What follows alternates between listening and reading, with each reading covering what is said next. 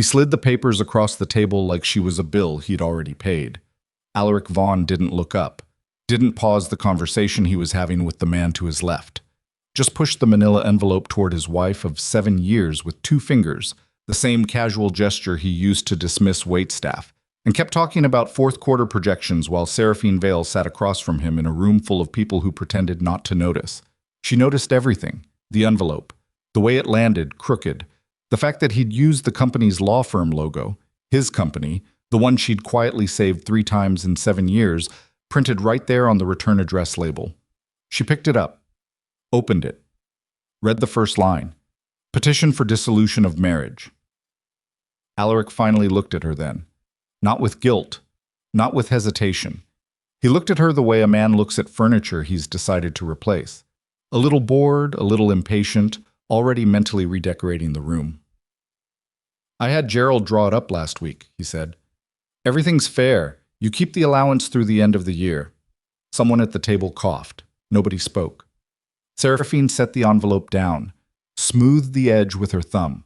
Then she picked up the pen beside her water glass and signed every page without reading another word, and the silence in that boardroom became the loudest thing Alaric Vaughn had ever not heard. What? If you've ever been treated like you were nothing by someone who owed you everything, this story is for you. Subscribe to the channel right now and follow this story all the way to the end, because what happens next will shake you. Hit the like button and drop a comment telling me what city or country you're watching from. I want to see how far this story has traveled. And stay with me, because every single part of this series gets more stunning than the last. Now let's go back to the beginning, because Seraphine Vale's real story starts long before that boardroom. Part 1. The penthouse on the 43rd floor had floor-to-ceiling windows that looked out over the whole city, and Seraphine had spent 7 years standing at those windows alone. She'd learned not to mind it. That was the thing people never understood about her, the thing that even Alaric, with his sharp eyes and his sharper instincts, had never bothered to figure out. Seraphine Vale did not require noise to feel present. She did not need to be included in order to belong somewhere.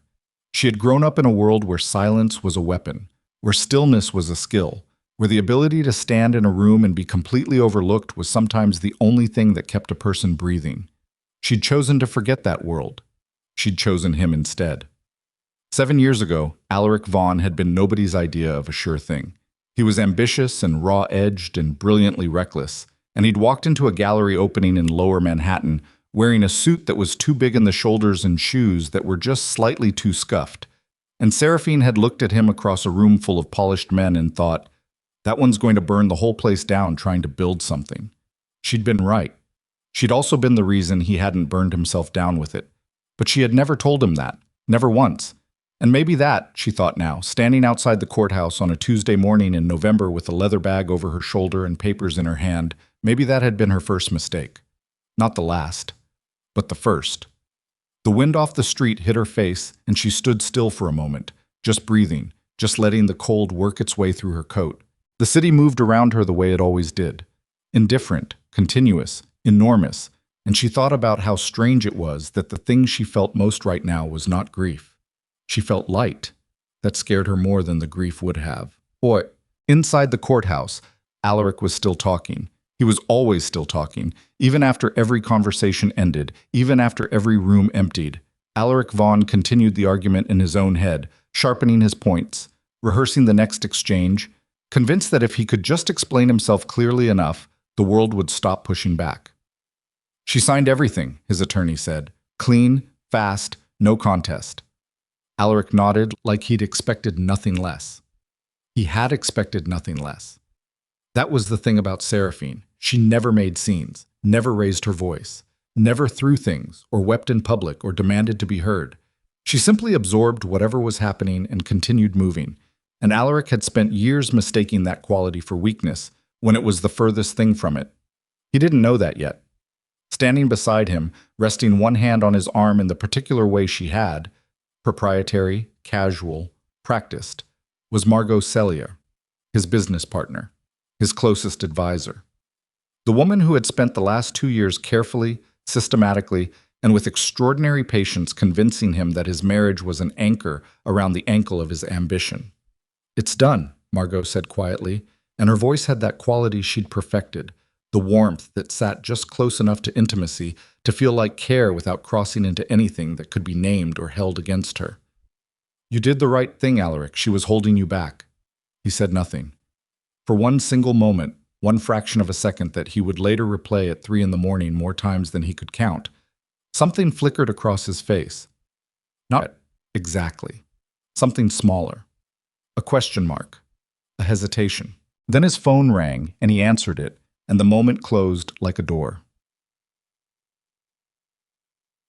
Seraphine had a cab waiting. She gave the driver an address on the east side, a building nobody would connect to her, a name nobody had attached to her life in this city. And she sat in the back seat with the leather bag in her lap and watched the courthouse recede through the rear window. Her hands were steady. That was something she'd had to learn a long time ago. Hands gave everything away. Her father had told her that before she was old enough to fully understand what he meant. You can school your face, little one. You can learn to make your eyes say whatever you need them to say. But your hands will betray you every time. So you train them. You make them a habit. You make stillness a thing you choose, not a thing that happens to you. She'd spent her whole life choosing stillness.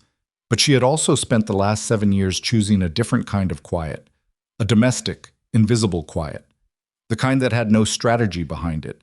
That was just love, just ordinary trying, just a woman in a penthouse making coffee and waiting for someone to come home and staying carefully out of the way of a man's ambition because she knew from experience what happened when power felt crowded.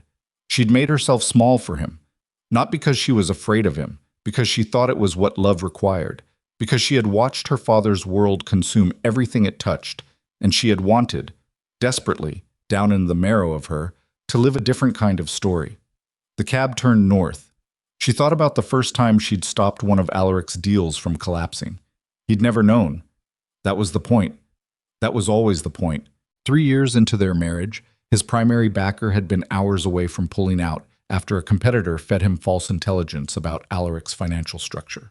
Seraphine had made one phone call, untraceable, brief, to a man whose name she hadn't spoken in years, and the backer had woken up the next morning with new information, better information, and the deal had closed by noon. Alaric had celebrated with champagne and taken Margot to dinner. Seraphine had made pasta at home and watched a film alone. She hadn't been angry. That was the honest truth, and she'd examined it enough times to believe it. She hadn't done it to earn anything. She'd done it because she loved him, or because she'd believed she did, or because the version of love she'd constructed inside that marriage had required her to believe it in order to keep functioning. She wasn't entirely sure anymore which of those things was real. What she was sure of was this.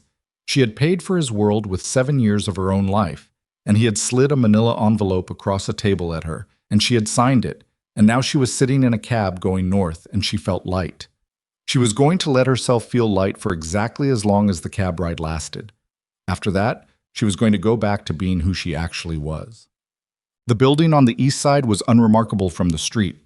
6 stories, brick, no doorman, the kind of address that doesn't appear in any property database under any name that would mean anything to anyone doing a casual search. Seraphine had maintained it for 4 years, paying through a series of corporate layers so old and deeply nested that even a moderately skilled investigator would need 6 months to find the thread. She'd had to keep some habits. The apartment on the 4th floor was not what anyone who'd known her from the penthouse would have expected. It was not sparse, she was not ascetic by nature, but it was functional in a way that the penthouse had never been. Books, actual books, stacked horizontally because the shelves were full. A kitchen that smelled like something had recently been cooked. A desk with a monitor and a separate keyboard and 3 phones and a charging dock. She dropped the leather bag on the bed and stood in the center of the room for a moment, just taking stock. Then one of the phones on the desk lit up. She walked over and looked at the screen. The number was one she recognized, and her chest tightened. Not with fear exactly, but with the particular sensation of something long held at bay finally arriving. She'd known this call was coming. She'd known it would come the moment she signed those papers, because that was the condition. That was the agreement she'd made with herself years ago. Once she stepped out of that life willingly, the other life would wait. It would be patient. It would give her whatever years she needed to try being ordinary, but it would not wait forever. She picked up the phone. "Cassian," she said. "It's done?" His voice was exactly what she remembered, low, unhurried, with that particular texture that came from a man who had learned to conserve everything, including sound. "It's done." A pause, not uncomfortable, the kind of pause that exists between two people who have known each other long enough that silence has its own language. "Are you all right?" he asked. Seraphine sat down on the edge of the bed.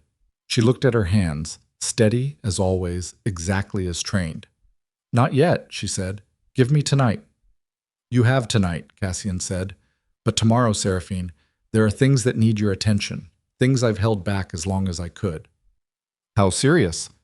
"Serious enough that I had 80 men outside the courthouse this morning, and you didn't see a single one of them." She absorbed that, felt the old familiar shift inside her. The part of her that had never entirely gone dormant, the part her father had built with years of patient, unrelenting work, sliding back into position like a bone resetting. "Give me tonight," she said again. "Tonight," he agreed. And he ended the call. Ot. She sat on the edge of the bed for a while after that, not moving. She thought about the day she'd left. She'd been 22.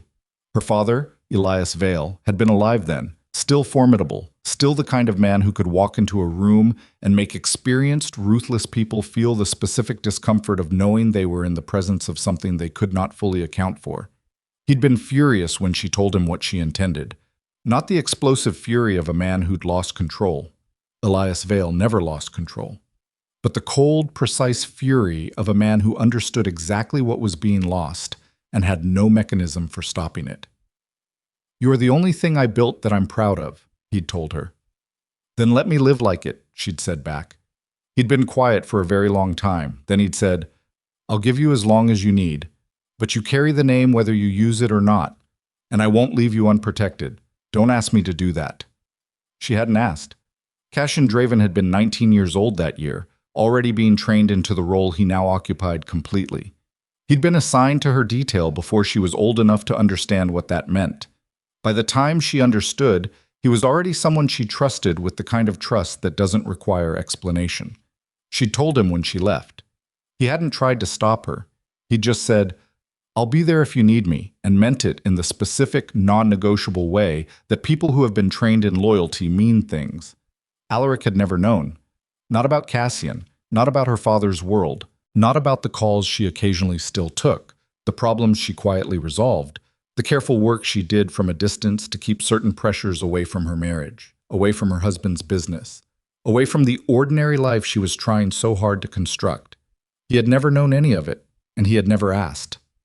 That was the thing she kept returning to, not the cruelty of it, the divorce papers pushed across a table, the tone, the words he'd used when he'd said, in front of his board, she never really belonged in this world, but the sheer incuriosity of it. 7 years, and he had never once looked at her carefully enough to wonder, who is this person actually? What is she made of? What does she know? He'd looked at the surface and decided the surface was everything. She should have known better than to think that was a sustainable foundation. She stood up, crossed to the window. The city was doing what it always did, living, indifferent, continuous. And somewhere out there, Alaric was probably already on the phone with Margot, already pivoting to the next move, already folding this chapter closed and starting the next paragraph. She almost felt something for him then. Almost. She didn't sleep that night. Not from grief. She was honest enough with herself to know the grief would come later, probably in some quiet moment she wasn't expecting, the kind that ambushes you sideways when you're making coffee or folding laundry. The grief not for the person you lost, but for the version of yourself who believed it could work. She stayed awake because she was thinking. The 3 phones on the desk had all lit up at various points through the night, and she'd read each notification without responding. Updates. Positions. Movements. A language she'd grown up inside and then voluntarily walked away from, and that was now flooding back into her like muscle memory reactivated, like a second set of reflexes warming up beneath the first. By 4 in the morning, she'd read everything she needed to read. By 5, she understood the shape of what was coming. By 6, when the light started coming through the window. Gray and thin and cold, she stood up and took a shower and dressed. Dark slacks, a good coat, flat shoes, and stood in front of the mirror for a long moment. The woman who looked back at her was 31 years old.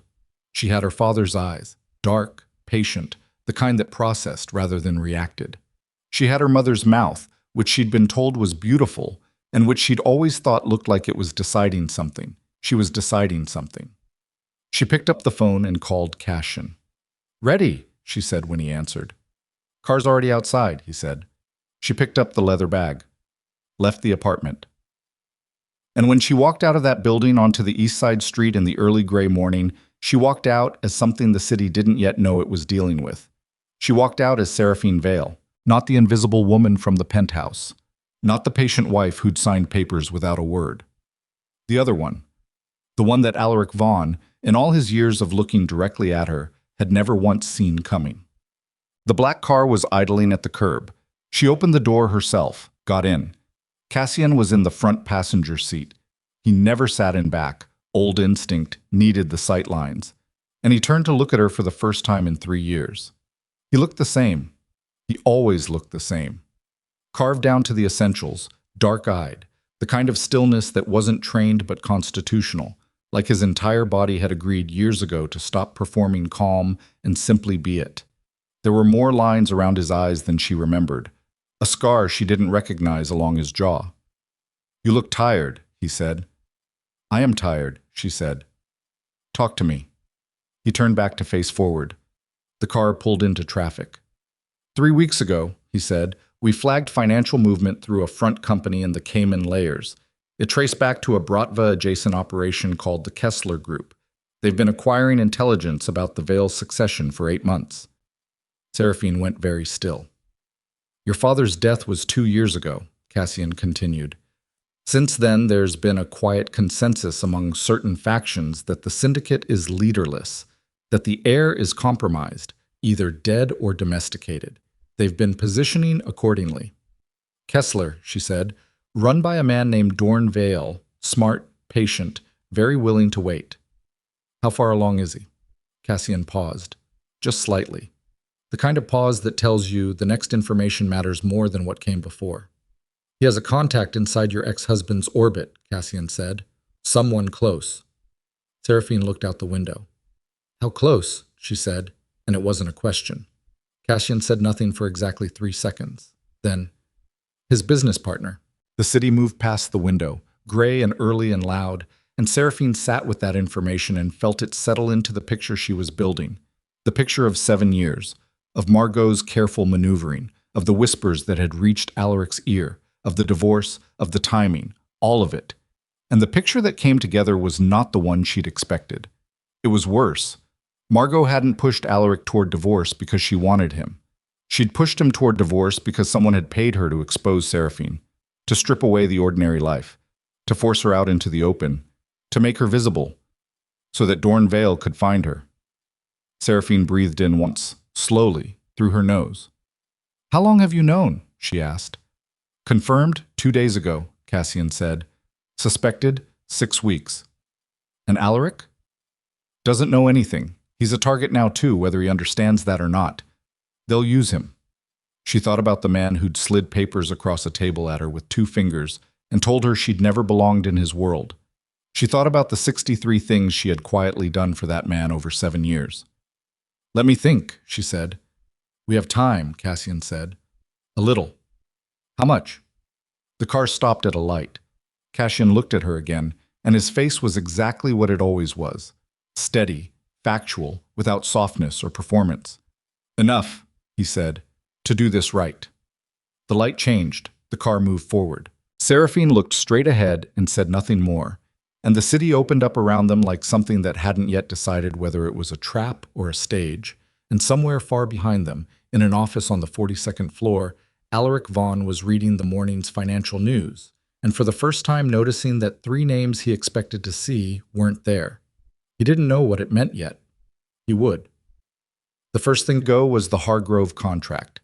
Alaric found out at 7:43 in the morning, standing in his kitchen in the penthouse that now felt 3 sizes too large, reading an email from his operations director that used the phrase mutually agreed withdrawal in a tone so carefully neutral it could only mean one thing. Someone had made a phone call that Alaric hadn't authorized, and Hargrove had picked up. He read the email twice, set his coffee down, read it a third time. Then he called Marcus Webb, his operations director, and Marcus picked up on the second ring, which told Alaric that Marcus had been sitting by the phone expecting this call, which told him something else entirely. "What happened?" Alaric said. Not a question. A demand for a sequence of events delivered without editorial comment. "They cited strategic realignment," Marcus said carefully. "Hargrove has been with us for 4 years. Strategic realignment." "Alaric, who called them?" "Before I got this email, who called them?" A pause. The kind that has weight. "We don't know," Marcus said. "That's not an answer. It's the only one I have right now. Their legal team sent the withdrawal notice at 6 this morning. Nobody on our side had any contact with them after close of business yesterday." Alaric stood in his kitchen and looked out at the city through those floor-to-ceiling windows that had always made him feel elevated, untouchable, above the ordinary friction of ordinary people's problems. The city looked back at him the way it always had, indifferent, continuous, entirely unimpressed. "Get me a meeting with Gerald," he said, "and pull every communication we've had with Hargrove in the last 90 days. "Already on it," Marcus said, which was the right answer, and Alaric ended the call. He stood there for another moment, just breathing. Something was wrong. Not Hargrove specifically. Hargrove was a contract. Contracts dissolved. That was business. But the timing of it was wrong. The morning after the divorce was finalized, before the ink had even fully dried on the life he'd just surgically removed, something large and load-bearing had shifted. He didn't connect the two things yet. He would spend a lot of time later thinking about that, about how long it took him to connect the two things. Margot called at 8:15. "I heard about Hargrove," she said, and her voice had that quality. Warm, close, already 2 steps ahead of the problem. "News travels fast," Alaric said. "I have sources. You know that." A beat. "It's not catastrophic. We replace them. We've been talking about expanding the Meridian Group relationship anyway. This accelerates the conversation. Meridian won't move that fast." "I think they will," Margot said, with a certainty that was just slightly too clean. "Leave that to me. I have a breakfast with their CFO tomorrow." Alaric pulled on his jacket, phone wedged between ear and shoulder. "You already had a breakfast scheduled." "I rescheduled other things to make it work." He almost said something then. Something about the timing. Hargrove gone. Margot already positioned with a replacement, all before 8:30 in the morning. But Margot had always been like this. Fast, prepared. 3 solutions assembled before the problem had finished announcing itself. That was what he valued in her. That was why he'd built the company around that axis. His vision, her execution. He said nothing. "How are you?" she asked, and the shift in her voice was practiced and perfect, softening exactly the right amount. It was a lot. Even when it's the right thing, it takes something out of you. "I'm fine," Alaric said. "Alaric." "I said I'm fine, Margot. What time's the board call?" A pause. Shorter this time, more controlled. 10. "I'm sending the revised deck in the next hour." "Good." He grabbed his keys. "I'll be in by 9. He hung up. In the elevator going down, he thought about Seraphine. Not the marriage. Not the years. Just the moment. The specific moment when she'd picked up that pen and signed every page, no hesitation, no tremor, no final look at him that asked for anything at all. He'd been watching her face when she did it, and he realized now, writing down 43 floors, that he'd expected something, some crack, some acknowledgement that this was being lost. There had been nothing. Her face had been exactly what it always was. That particular stillness that he'd spent 7 years interpreting as passivity, as acceptance, as a kind of gentle vacancy. He wondered now, for the first time and uncomfortably, if he'd been reading it wrong the entire time. The elevator doors opened. He walked out into the lobby. The doorman nodded. The car was waiting. He got in and the city moved, and he did not think about Seraphine Vale again for approximately 6 hours, which was the longest he would manage for the rest of his life. Across town, in the East Side apartment, Seraphine was on the phone she didn't use for ordinary calls, and the conversation was not going the way the other party had hoped.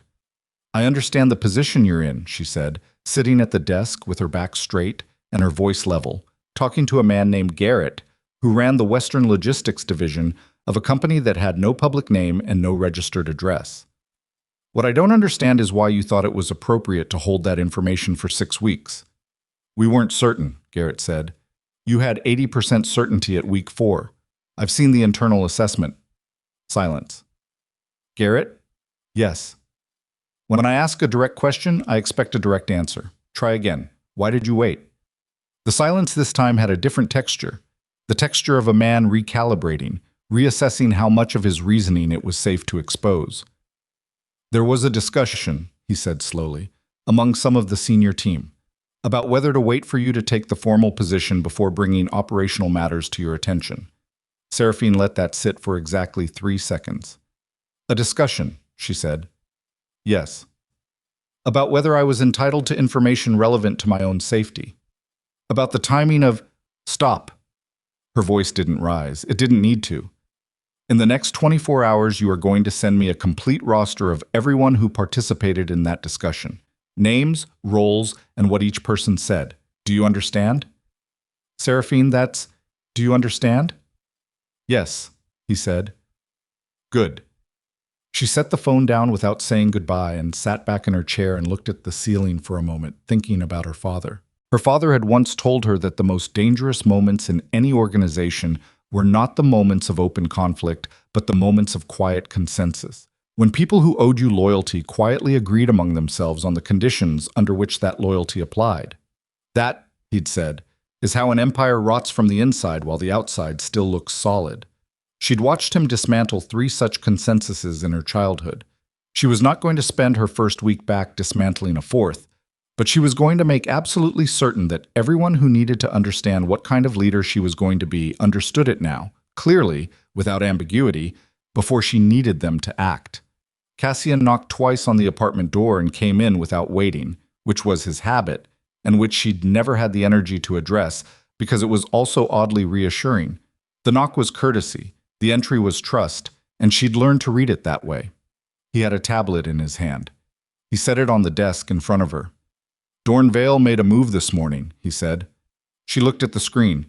A transaction record, 8 figures, moving through a series of shell companies that she could trace in her sleep, her father having built several of them himself before they'd been repurposed by people with considerably less patience for detail. He's capitalizing something, she said. A private security firm. Registered in Cyprus 3 days ago. 24 personnel as of this morning, all former military, at least 6 of them with Tier 1 backgrounds. He's not waiting for me to settle in. No, Cassian said. He's not. She pushed back from the desk, stood up, moved to the window and looked out at the city. Her city. She was allowing herself to think of it that way again, deliberately, because she needed the weight of it to stay sharp. And she calculated. He knows I signed the papers yesterday, she said. He would have been informed within hours. So he's reading it as a transition moment. He thinks I'm off balance. You spent 7 years living as a private citizen. He's been building toward this for 8 months. From where he's standing, the timing is ideal. From where he's standing, she said, he has a source inside Alaric's organization giving him real-time intelligence on my movements. He thinks that source is still clean. Cassian said nothing, which meant she was right. Is she still in contact with Vale's people? As of last night, yes. Seraphine turned from the window. Don't touch her yet. Seraphine, she's more useful open than closed. If she doesn't know we've identified her, she keeps feeding vile information. And we get to decide what information she has. Cassian looked at her for a moment with an expression that was not quite admiration. He was not a man who expressed admiration, it wasn't in his constitution, but something adjacent to it, a kind of recognition. Your father would have done exactly that, he said. My father, she said, would have done it 6 weeks earlier. The board call at 10 went badly. Not catastrophically. Alaric had conducted enough difficult board calls to know the difference between a meeting that was failing and a meeting that was merely uncomfortable, and this was uncomfortable, not failing. But there was a quality to the questions being asked that set something off along his nerve endings. A quality of people who already knew answers they were asking about. People performing concern rather than expressing it. 3 board members specifically asked about the Hargrove withdrawal in language that was too similar to be coincidental. Strategic realignment, said Howard Brent. A recalibration of portfolio relationships, said Janet Okuye. Revised priorities, said Marcus, who wasn't on the board but was presenting, and who had apparently been briefed on what language to use. Alaric sat at the head of the table and listened to all of it, and felt the specific sensation of standing on ground that was shifting beneath his feet, while everyone around him stood perfectly still and told him the ground was fine. After the call ended, he stayed in the conference room for 3 minutes after everyone else had gone. Just sitting. Margot came back. She closed the door behind her, sat down across from him in the chair that was always, in every room they shared, positioned at a specific angle. Not directly across, not beside, but slightly to the left, slightly forward, the position of someone who was both close and already slightly ahead. "You felt it too," she said. "Something's wrong." The Hargrove thing spooked them, its optics. The moment we close the Meridian meeting, it resets. "That's not what's wrong," Alaric said. Margot waited. "The questions they asked," he said, Howard specifically. He already knew the Hargrove numbers, not estimates, actual figures from the withdrawal notice. That notice was internal. It went to me, to you, to Marcus, and to legal. Margot's face did something then that was very nearly imperceptible. A fraction of a second's adjustment, not shock, which would have been the natural response to what he'd just said, but something more controlled. A recalibration. "You think someone leaked it?" "I think someone had it before the meeting started," Alaric said, "and I want to know how." "I'll look into it," Margot said. "No," Alaric said, and the flatness in his own voice surprised him. "I'll look into it." She met his eyes. Her expression was warm, concerned, composed, all the right things in all the right proportions. "Of course," she said. "I only meant I could help." "I know," he said. He held her gaze a beat longer than was entirely comfortable. Then he nodded, and they both stood and went back to work. And for the rest of the afternoon, Alaric Vaughn did something he almost never did. He watched Margot Sellier move through the office and noticed, for the first time with clear eyes, how much of her day consisted of conversations that ended when he entered the room. By 4 in the afternoon, 2 more contracts had made quiet exits. No drama. No explanations beyond the by-now familiar language of strategic repositioning. 2 firms that had been with Vaughn Capital for years, that had no discernible reason to pull back, that had simply, quietly, withdrawn, the way water withdraws from sand without announcement, leaving only the dry shape of where it had been. Marcus brought Alaric the news in person, which was the protocol for bad news, and which Alaric had always respected because at least it meant people were still willing to say difficult things directly to his face. "Both of them," Alaric said. "Both." "Same language?" "Similar enough," Marcus said. He set a printout on the desk. "There's something else." Alaric looked up. "I did what you asked. Pulled all communications with Hargrove, last 90 days. Marcus's jaw was set in the way it got when he was bracing for a response he couldn't predict. There were 3 contacts in the last month that weren't routed through normal channels. Encrypted messages sent from an external server using a relay address I didn't recognize. To Hargrove. From inside our network, from a device registered to the building's executive floor. Alaric was very still. "Can you identify the device?" "Not without deeper forensics, but I can tell you the access logs show it was connected during hours when only senior staff were in the building." "How senior?" Alaric said. Marcus didn't answer immediately. "Marcus." "It's sweet," Marcus said. "That's as narrow as I can get without tipping whoever it is that we're looking." Alaric sat back. The city outside his office was going golden with late afternoon light, beautiful in the careless way that beautiful things were beautiful when you had no bandwidth to appreciate them. And he thought very carefully about the 3 people who had access to everything, who were always in the building, who had the technical clearance to route communications through executive-registered devices. Himself. Marcus. Margot. He looked at Marcus. Marcus was 44, had been with the company since year 1, had passed up 3 better-paying jobs out of, Alaric had always believed, genuine loyalty. His hands, resting on the desk, were still, but his eyes were asking a question he couldn't voice. "Don't do anything," Alaric said. "Don't flag it. Don't dig further. Just document what you have and put it somewhere only you can access." "And then?" "Then wait," Alaric said. I need to think. He left the office at 6 and drove himself, which he rarely did, because he needed the specific solitude of being responsible for moving through traffic, of having to pay attention to physical navigation because it stopped the other parts of his brain from running the same loops at top speed. He drove without a destination for 40 minutes. Then he found himself, without having consciously decided to go there, parked outside the building where he and Seraphine had lived for 5 of their 7 years before the penthouse. A brownstone on the west side, now owned by someone else. Nothing remarkable about it from the street. He sat in the car and looked at it, and thought about the night they'd moved in. Seraphine had carried her own boxes. He'd told her to let the movers do it, and she'd looked at him with that expression she had, patient, slightly amused, slightly somewhere else, and said, "I've been moving things on my own for a long time, Alaric." And he'd laughed because he thought she meant she was independent, capable, the way any grown adult was capable. And he'd left her to it, and directed the movers and spent the evening arguing with a contractor on the phone. She'd gotten every box into the right room by herself. He'd noticed, distantly, and thought, organized. He sat in the car outside the old building and thought about how much he had not looked at, how many things he had registered as surface information and filed away without investigation, how thoroughly he had decided, early and apparently permanently, that Seraphine Vale was exactly what she presented herself as, and that presenting herself as anything else would have been out of character. His phone rang. He looked at the screen. Number he didn't recognize. Not a format he recognized. Country code he couldn't immediately place. He answered anyway. "Mr. Vaughn," said a voice, male, measured, the particular flatness of someone speaking in a language that was not their first. "I believe you're in the process of discovering that your business is experiencing some difficulties." Alaric's hand tightened on the phone. "Who is this?" "A person with information that's relevant to your situation, and to your continued health, which I mention not as a threat, but as context. There are people moving around you right now who do not have your interests in mind.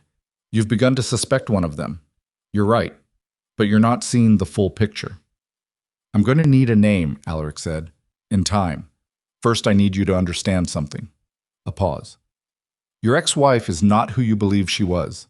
This is not a revelation you are going to enjoy, but the alternative to knowing it is considerably less enjoyable. We would like to meet." "Who is we?" "People who are currently deciding whether you are a problem to be managed or a resource to be used. I would strongly recommend allowing us the chance to reach the second conclusion."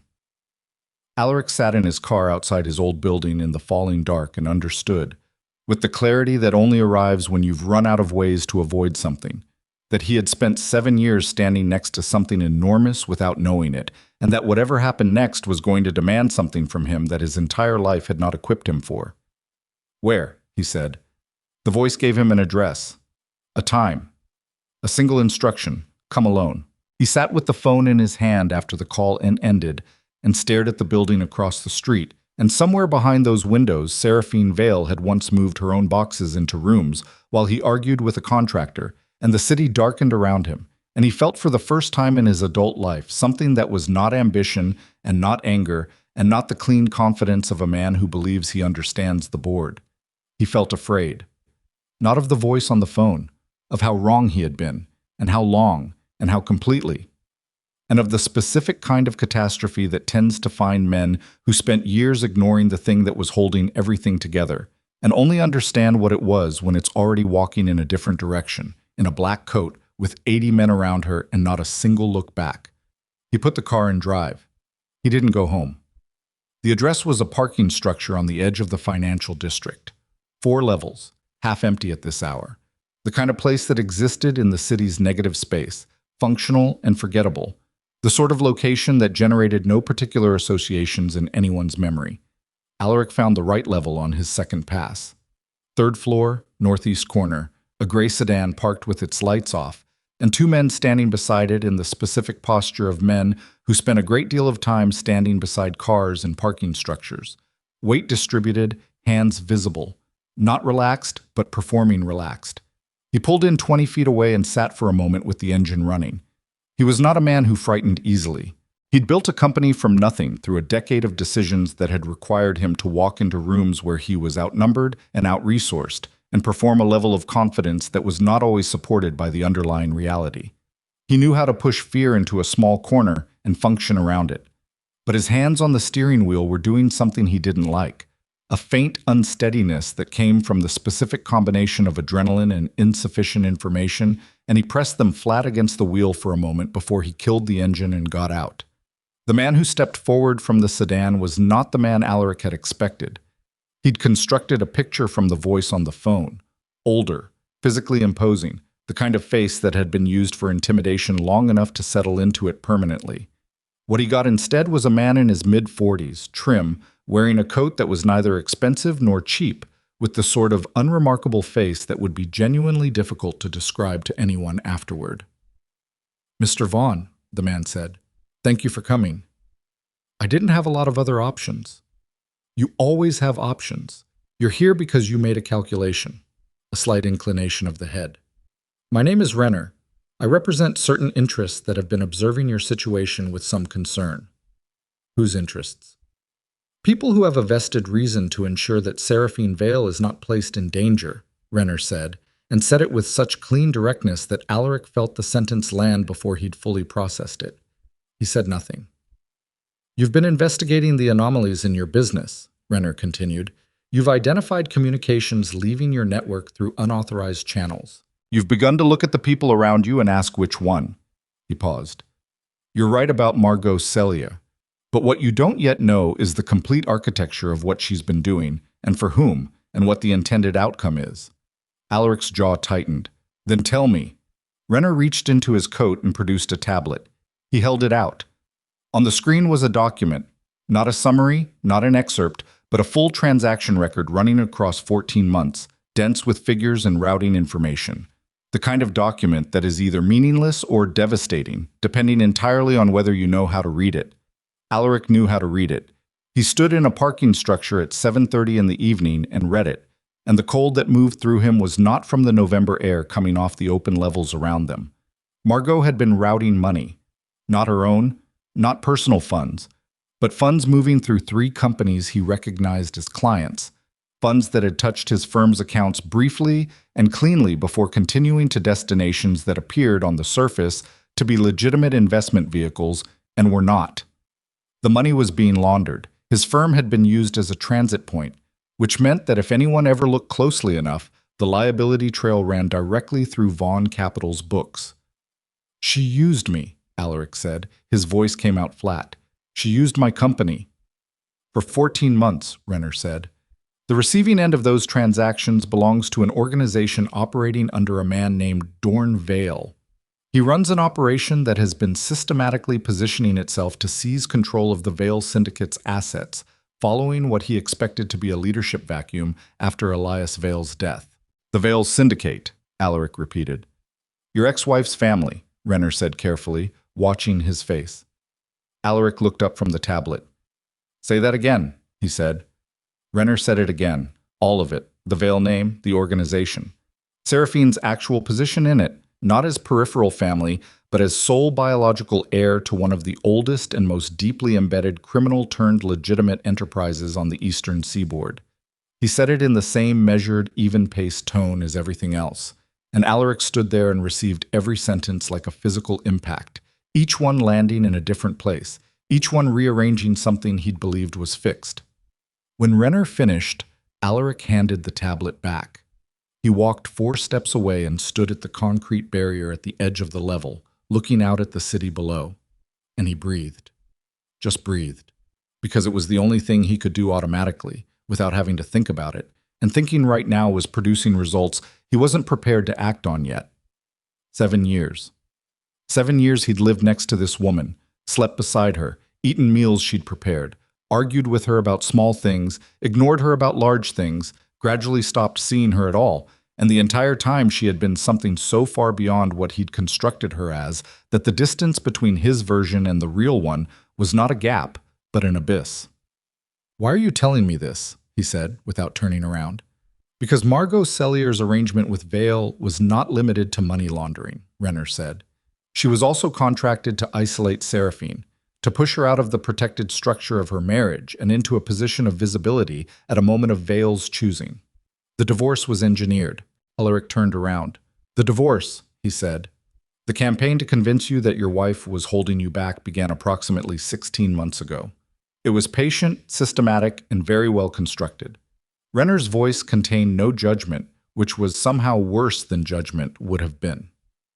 You were not its architect, you were its instrument. The sound Alaric made was not quite a word.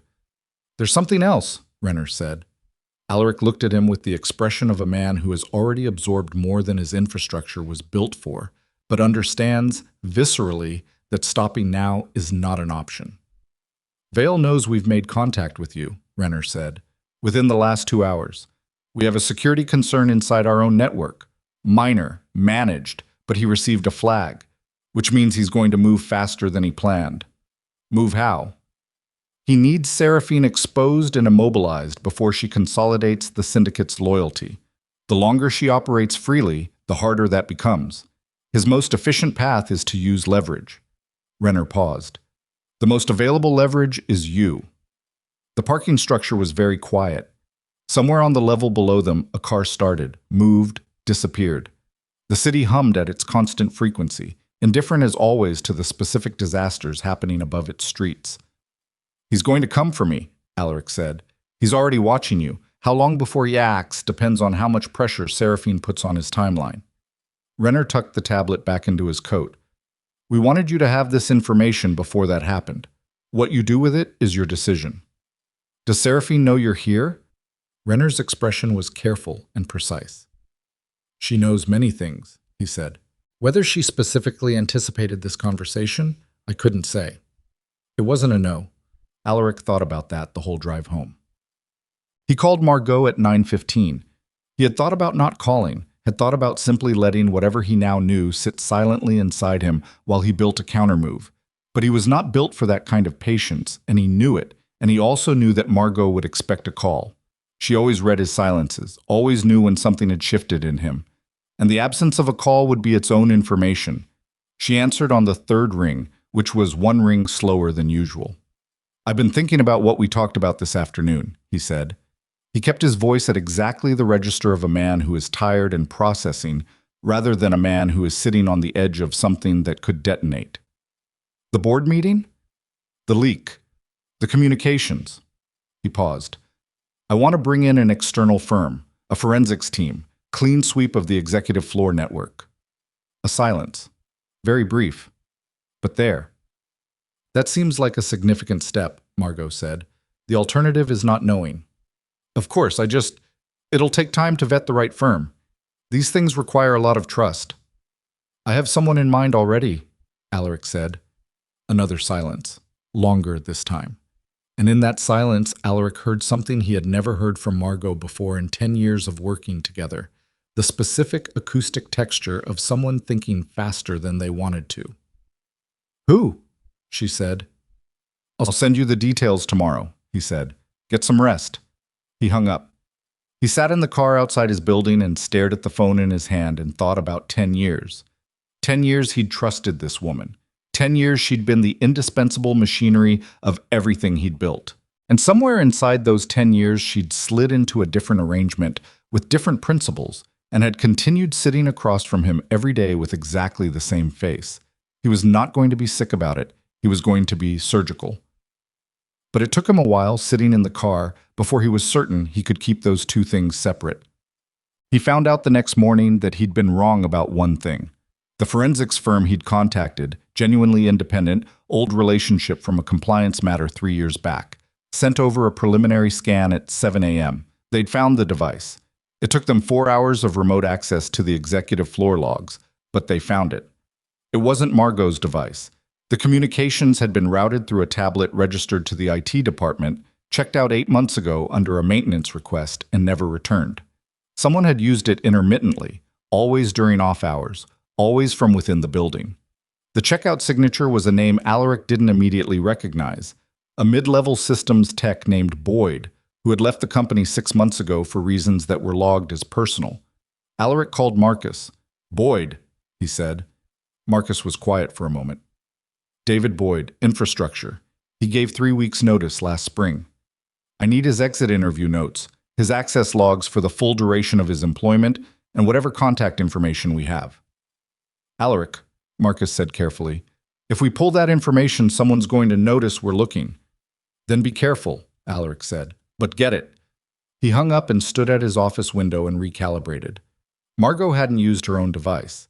That was either caution, basic, expected tradecraft from someone running an operation, or it was something else. It was the possibility of something else that bothered him, a small persistent dissonance he couldn't yet resolve. He was still standing at the window when the call came. Not his phone. The office landline, which almost nobody used, which rang so infrequently that the sound of it took him a moment to identify. He crossed the room and picked it up. "You've been asking questions," said a voice. Different from Renner. Different entirely. This one had an accent, faint but real, Eastern European or adjacent, with the particular compression of consonants that came from Russian or one of its neighbors. "I ask a lot of questions," Alaric said. "It's how I built a business." "Your business," the voice said pleasantly, "is going to be a memory by the end of the week if you continue on your current path. I'm not speaking about the contracts.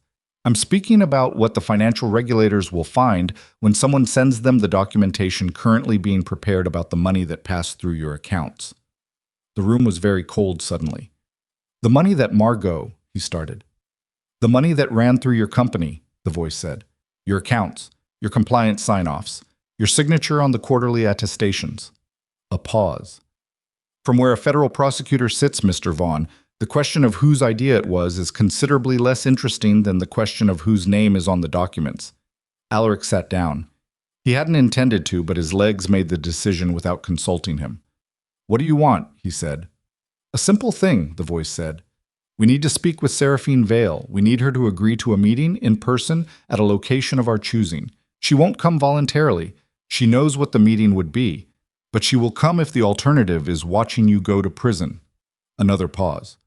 "Or watching your sister's family in Portland lose considerably more than their financial security." Alaric's blood stopped.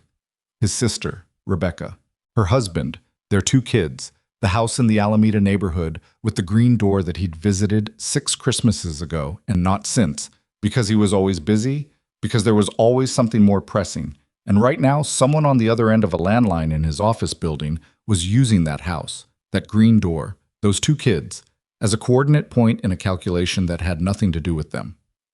"Don't," he said, and his voice came out wrong, too raw, too exposed, stripped of the finish he'd spent 30 years applying. "Deliver Seraphine Vale to us," the voice said, "and none of this touches your family. Your company survives. The documentation disappears. We have no interest in destroying you, Mr. Vaughn. We have an interest in one specific conversation with one specific woman, and you are the most efficient path to arranging it. And if she gets hurt, that's not a relevant consideration from where you're standing right now." "It's relevant to me," Alaric said, and was surprised to discover that he meant it. A pause, as though the voice on the other end had not anticipated that response and was taking a moment to account for it. "You have 24 hours, the voice said. "We'll send contact details. Use them." The line went dead. Alaric sat behind his desk with the landline receiver still in his hand and stared at the wall, and understood with the absolute clarity of a man who has been stripped of every available alternative that he was being asked to deliver the woman he had discarded, the woman he had publicly humiliated, legally dismissed, and fundamentally failed to see, into the hands of people who wanted to destroy her, and that his family's safety was the price being used to make him do it. He set the receiver down, very carefully. The way you set something down when your hands are not entirely under your control and you need to be precise about it anyway. He thought about Seraphine signing those papers. He thought about 7 years. He thought about the look on her face, that absolute stillness, and how he'd spent 7 years mistaking it for absence when it was the opposite. When it was the most concentrated form of presence he'd ever been in a room with, and he'd looked right through it every time. He picked up his cell phone. He did not call the number the voice would send him. He scrolled to a contact he'd never called, that he'd stored 4 years ago at the request of a man he barely knew who'd told him, "If something ever happens and you can't reach Seraphine through normal channels, use this." He'd stored it and forgotten it because nothing had ever happened, because he'd been living inside a life that felt solid and hadn't understood that the solidness was borrowed and maintained by someone he'd stopped looking at. The contact had no name, just a number. He called it. It rang twice. "You need to talk to her," said Cassian Draven. and his voice was exactly what Alaric had feared it would be. The voice of a man who already knew what the call was about. How? Alaric started. The landline in your office, Cassian said. We've been monitoring Vial's communication channels for 2 weeks. We heard the call. Alaric closed his eyes. Then you know what they asked me to do. Yes. And you know I'm not going to do it. A beat. Very brief. We know that now, Cassian said. I need to speak with her, Alaric said. I know you do, Cassian said. That's not my decision. Then whose? Hers, Cassian said simply, and ended the call. Seraphine called him back 11 minutes later. He was standing at his office window again. He kept returning to the window, as though the city held an answer he hadn't found yet. And his phone buzzed, and the number was unrecognized, and he answered it on the first ring, which he never did. Alaric, she said. Just his name. Nothing in it. No warmth, no coldness, nothing performed. Just identification. The specific neutrality of someone who has decided to be accurate rather than anything else. Seraphine. He stopped, started over. I don't know how to do this. Do what? Tell you that I understand I've been an instrument in something I didn't choose, but also didn't question enough to prevent. A silence. Not hostile thinking. They called you, she said. On the office landline. They want me to deliver you to a meeting. I know. They threatened my sister's family. I know that too, she said, and the flatness of it, the fact that she'd known, that this information had been in her possession while she made her calculations, hit him in a place he hadn't expected. Seraphine, your sister is fine, she said. She's been under protection for 18 hours. Her family is not in danger. Vale's people made the threat because it's the most efficient pressure point, but we identified his surveillance team in Portland 4 days ago, and we've been running interference since. Alaric stood very still. You've been protecting her, he said. Yes. Without telling me. You weren't speaking to me, Seraphine said simply, and I didn't need your permission. He had no answer for that. Literally none. Not a defense, not a deflection, not even the reflexive argument he might have assembled under other circumstances, because there was no version of this in which she was wrong and he hadn't already known it. What do I do? He said. You do what I tell you to do, she said.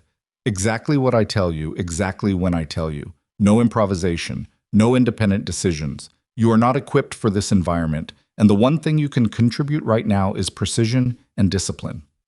It should have stung. It probably would have, a week ago. All right, he said. There's a woman in your office, Seraphine said. She's been there for 10 years.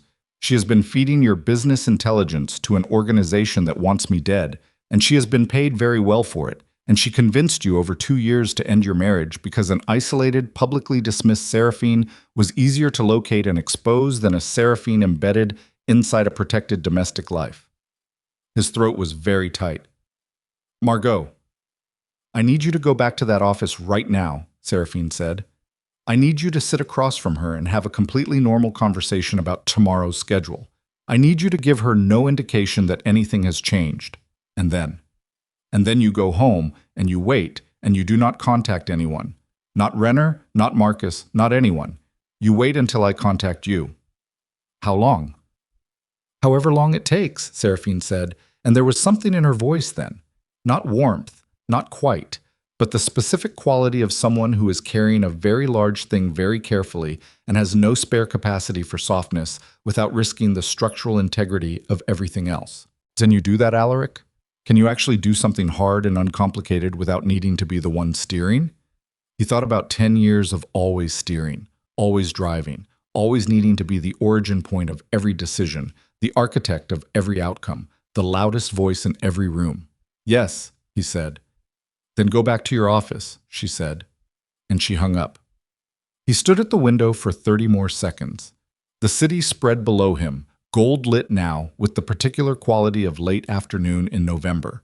And somewhere in it, Seraphine Vale was moving pieces on a board he'd only just discovered existed, and she'd been playing this game since before he'd met her, and he was being asked to hold still and trust and do nothing. And for a man built entirely around action and agency, that was the hardest thing he'd ever been asked. He straightened his jacket. He walked out of his office, down the corridor, and knocked on the glass door of Margot Cellier's office. She looked up. Her face arranged itself into the familiar expression. Warm, attentive, just the right amount of glad to see him. "Got a minute?" he said. "I want to talk through tomorrow's call with the Meridian CFO." "Of course," she said, and smiled, and gestured to the chair across from her desk. He sat down. He looked at her face, a face he'd trusted for a decade, a face that had been close enough to read every shift in him, every doubt, every ambition, every vulnerability.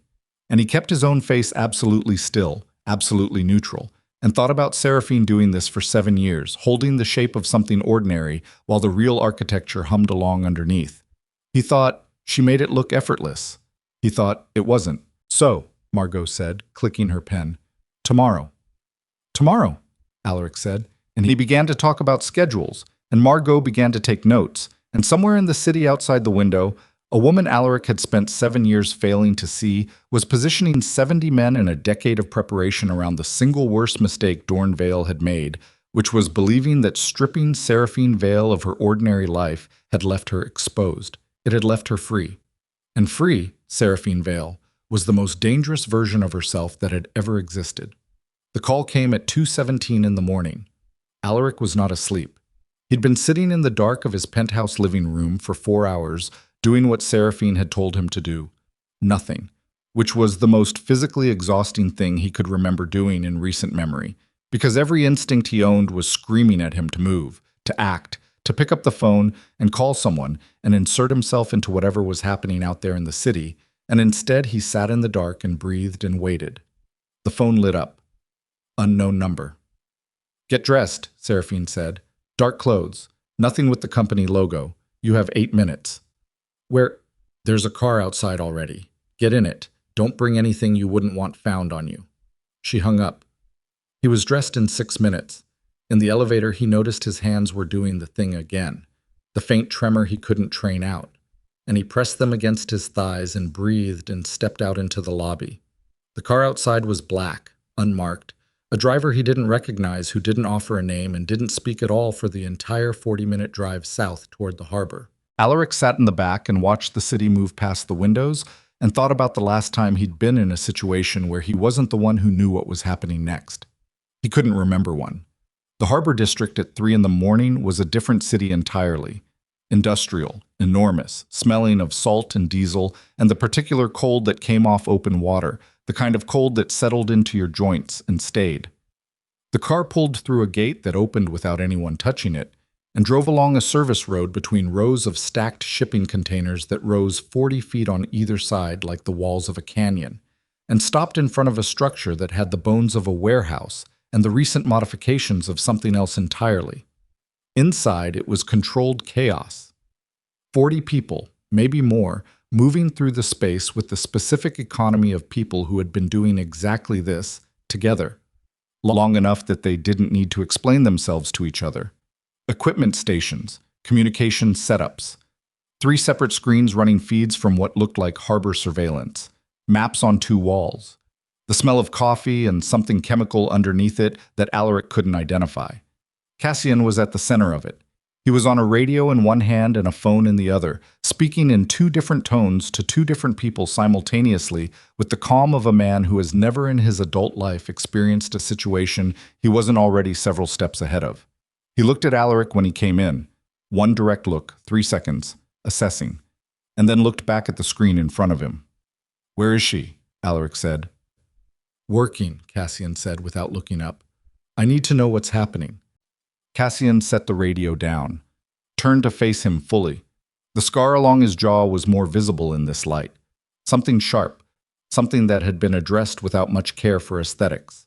His eyes were the color of deep water and about as readable. "Vale moved up his timeline," Cassian said. "We expected 72 hours. He accelerated to tonight, which means he had better intelligence than we accounted for. The leak in your network. Closed, but not before it gave him our general operational window." Cassian's jaw was tight. He staged a team at the Meridian Terminal. South Cargo Facility, private dock access. 12 men we've confirmed, possibly more we haven't. He believes he's drawing Seraphine into a meeting under cover of negotiation. "She's not going in there," Alaric said. She's already in there, Cassian said. The air went out of the room for Alaric. Not literally. The room kept functioning. People kept moving. Radios kept crackling. But something essential in his chest compressed. You let her? Nobody let Seraphine do anything, Cassian said, and there was a quality in his voice then. Not anger, not defensiveness, but something older and more tired. The voice of a man who has spent years watching someone make decisions from a position of capability so far beyond the ordinary that disagreeing with them felt structurally unsound. She went in 30 minutes ago. Two-person insertion team, harbor access, through a route Vale's people don't have covered. 2 people against 12. 14 confirmed now, said someone at a console to Alaric's left, not looking up. She's not in there to fight them, Cassian said. She's in there to talk. To Vale. To his captains. Cassian moved to the largest screen, pulled up a map of the terminal. Vale runs his operation through a council structure, 6 senior captains who control the operational divisions. They follow him because the math works in their favor. Seraphine is in there to change the math. Alaric stared at the map. The terminal was a labyrinth: docks, container rows, internal access roads, structures within structures. Somewhere in it, Seraphine Vale was sitting across from men who had funded a campaign to destroy her and was apparently attempting to talk to them. What happens if it doesn't work? He said. Cassian looked at him. What happens? Alaric said again, if the talking doesn't work. Then we go in, Cassian said, and it gets significantly louder. Inside the terminal. It was cold in a way that the harbor's cold always was, coming from multiple directions at once, from the water, from the concrete, from the metal of the containers around her, so that there was no angle you could stand at, that wasn't losing heat from somewhere. Seraphine noticed it and cataloged it and set it aside. She was sitting at a metal table in a room that had been a foreman's office at some point. There was a whiteboard still bolted to one wall with cargo scheduling written on it in marker that had dried to illegibility. And across from her were 2 men. One she knew from photographs. One she didn't. The one she knew was a man named Harker, 50s, built like someone who had been very large once and had lost the mass but kept the frame. With the kind of face that had been used for intimidation so long, it had settled into a permanent expression of readiness for conflict. He ran Vale's Eastern logistics, and had done so for 9 years, which meant he had access to everything that mattered, and the intelligence to understand what he was looking at. The one she didn't know was younger, quieter, watching her with the specific attention of someone who was calculating something. You came, Harker said. He seemed genuinely surprised, or performing it well. You invited me, Seraphine said. We invited a meeting with Dorn Vale. Dorn Vale is not someone I'm prepared to meet tonight. She set her hands flat on the table, a deliberate gesture, open, visible, not threatening. But I'm prepared to have a conversation with people who are intelligent enough to understand what Dorn Vale's plan actually means for them in the long term. You're both intelligent people, so here I am. Harker leaned back, looked at her steadily. You understand what the intent of this meeting was? Yes. And you came anyway. I came because the only scenario in which this ends badly for everyone is the one where we don't talk first. She looked at him and held the eye contact without performance, without effort. You've been with Vale for 9 years. You've built something real in that time. You have assets, people who depend on you, a structure that functions. All of that ends if Vale's play against the Vale Syndicate goes the way he thinks it will. He seems confident about how it'll go. He's confident about the version of me he built in his head, Seraphine said. The abandoned housewife. The woman who walked away from her inheritance and lost her protection and can be cornered in a terminal at 3 a.m. She paused. I need you to look at me right now and tell me honestly whether that's what you're seeing. A silence. The younger man spoke for the first time. What exactly are you offering? Information, Seraphine said. Specifically, what happens to the Kessler Group's leadership after Vale's operation fails tonight, which it will? And what happens to the people who are smart enough not to be standing next to him when it does? Harker's eyes narrowed. You're trying to pull the captains. I'm telling you what's already in motion, Seraphine said. Your southeastern operation has been running through 2 port facilities that the Vale Syndicate has legitimate controlling interest in through a holding company Vale's people never flagged. We've had access to your cargo manifests for 11 months. Harker went very still. Your northeastern financial routing runs through 3 banks. 2 of them have compliance officers who have been on Vail payroll in various capacities since before my father died. We have documentation of 47 transactions that would end your operation and several careers overnight if delivered to the right people. She let that sit for exactly 3 seconds. I'm not delivering them. I'm telling you they exist and that I have them and that what I do with them depends entirely on what happens in this room in the next 10 minutes. The younger man, she'd decide he was Harker's second, based on how he held himself and how Harker had looked at him briefly before speaking, made a small sound, not quite a word, an exhale of something complicated. Vail is going to say you're bluffing, Harker said. Vail isn't in this room, Seraphine said. Another silence. Longer. Harker looked at his second, and an entire conversation happened in 3 seconds of eye contact, the kind that only happened between people who'd been in high-stakes rooms together enough times to have developed a shared shorthand for precisely this kind of moment. Then Harker's phone buzzed on the table between them. He looked at the screen. His face did something. A compression, a recalibration, and he turned the phone so she could see it. It was a text from a number she recognized as Cassian's secondary line. It read, "Outer perimeter, count to 40. Seraphine looked at the phone, looked at Harker. He already knew we were here, Harker said. It was not an accusation. It was a man updating his understanding of a situation in real time. He knew before I walked in, she said. The offer you're making, Harker said slowly, requires us to move against Vile, tonight. It requires you to step back, Seraphine said. Stand down your people. Let what's coming run its course. That's all. You don't have to do anything active. You just have to not be in the way. Harker looked at her for a long time. His face was doing the math. She could see it, the specific expression of a man running probability assessments against risk tolerance, against personal history, against the particular kind of loyalty that had been built over 9 years, and had perhaps, at some point between then and now, started to fray in ways he hadn't fully articulated to himself. If Vail survives tonight, he said. He won't, Seraphine said. Simply, without drama. Harker looked at his second again. His second nodded, once, barely perceptible. Harker picked up his phone. Msham. Outside, the first explosion happened at 3:41 a.m. Not large, a shaped charge on the eastern gate, controlled, designed to redirect rather than destroy.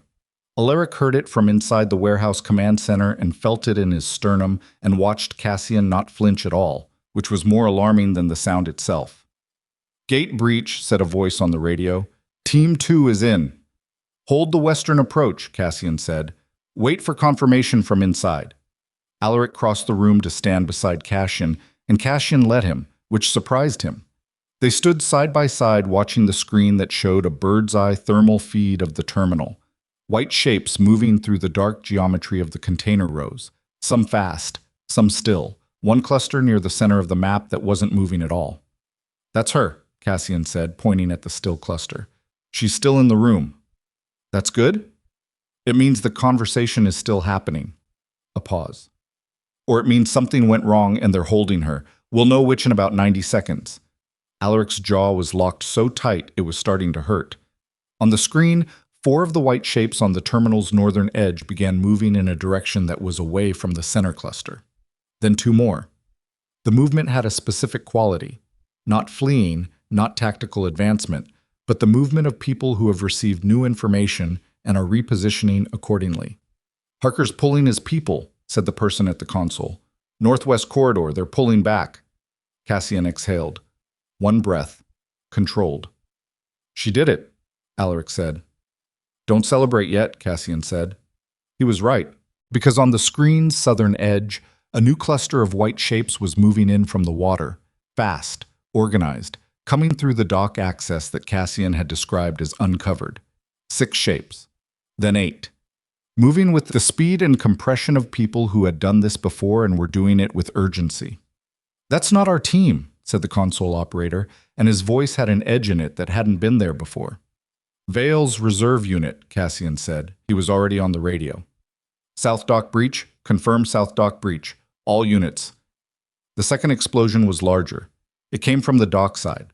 A pressure explosion, a fuel source, orange light blooming briefly above the terminal's roofline, visible even from the command center a quarter-mile away. The radios went to chaos, voices overlapping, position calls, a sound that might have been close-quarters gunfire compressed through a radio mic into something abstract and terrible. "Seraphine," Alaric said. Cassian was already moving. He grabbed a vest from a hook on the wall. Not a suit jacket, actual ballistic material, worn and fitted, the vest of a man who kept it within arm's reach as a matter of habit, and shrugged into it in 4 seconds without looking at the buckles. "Stay here," he said to Alaric. "Absolutely not," Alaric said. Cassian looked at him for exactly 1 second.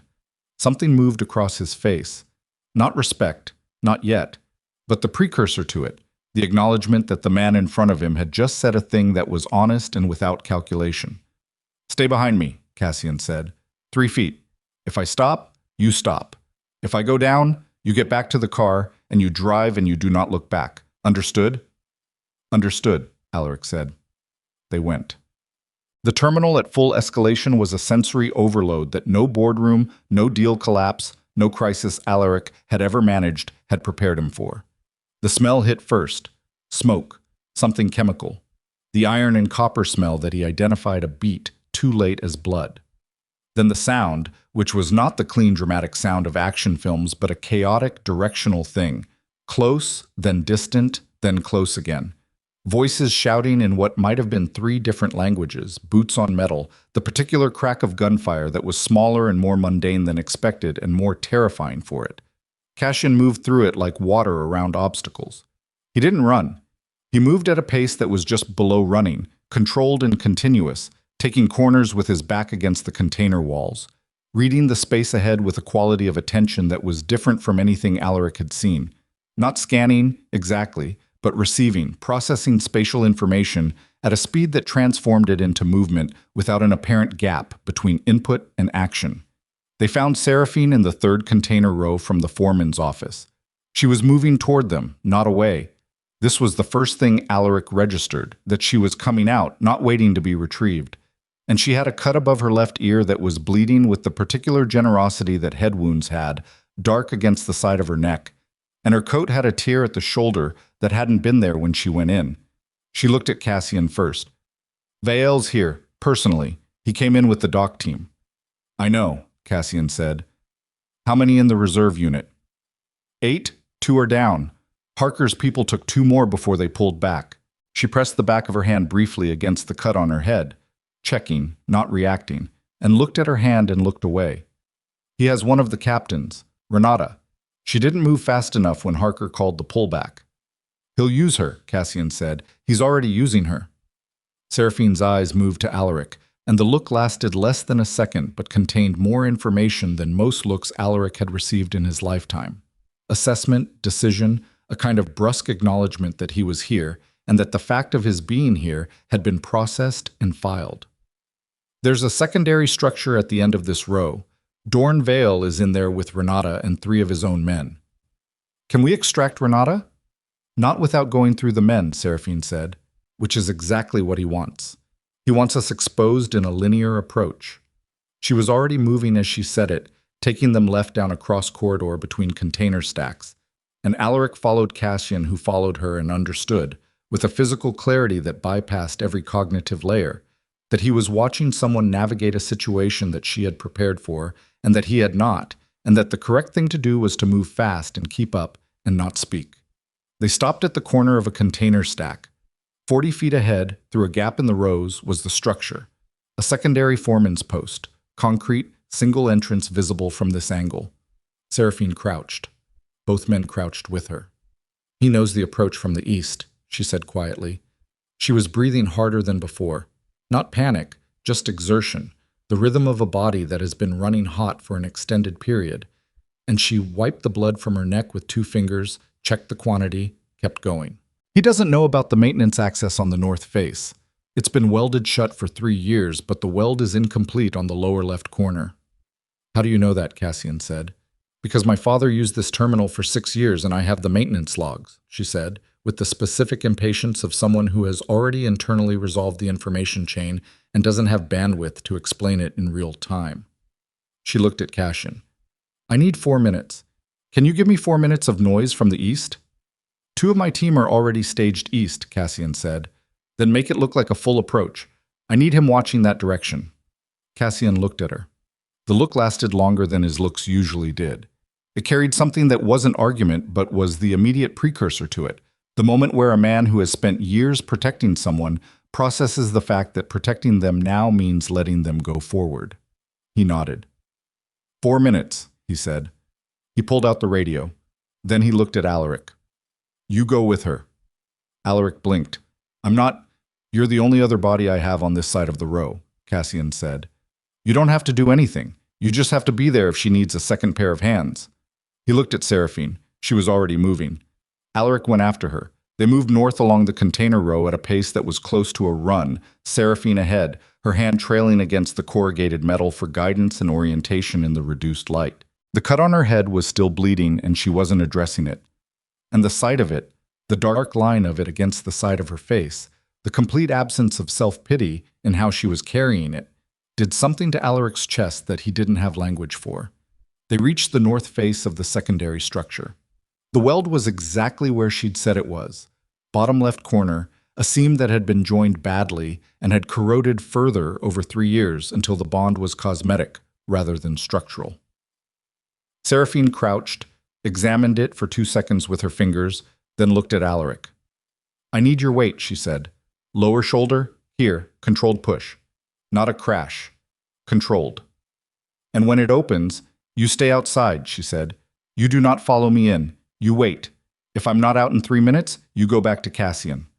Seraphine, I have done things, she said quietly and with total precision, looking at him in the dark with the harbor cold coming off the water behind them and the sounds of Cassian's team creating controlled chaos 40 feet to the east, that are considerably more difficult than what I'm about to do. I need you to be useful right now. Can you do that? Yes, he said.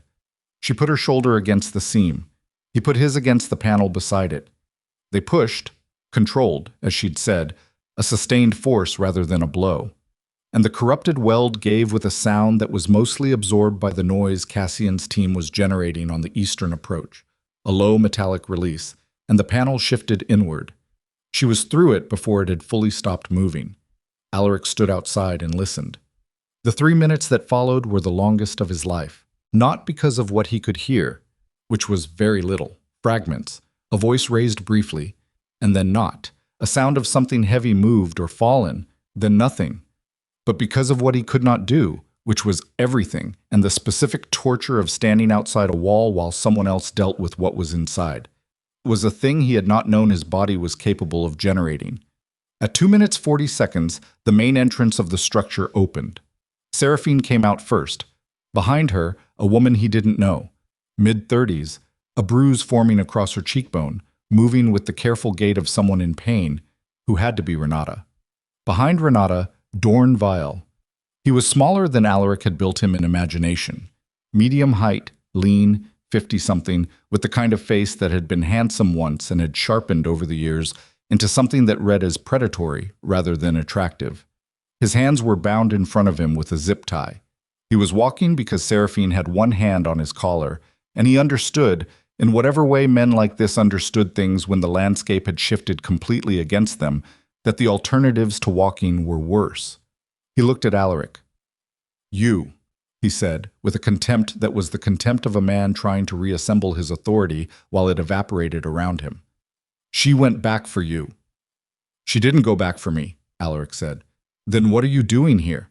Alaric looked at Seraphine. She was watching Vale with the steady attention of someone who has finished the complicated part and is now managing the aftermath with whatever fuel is left. And there was blood on her coat and a cut on her head, and she was holding a man who'd wanted her dead by the collar in a shipping terminal at 4 a.m, and she looked like exactly what she was, exhausted, fully committed, and not done yet. I'm being useful, Alaric said.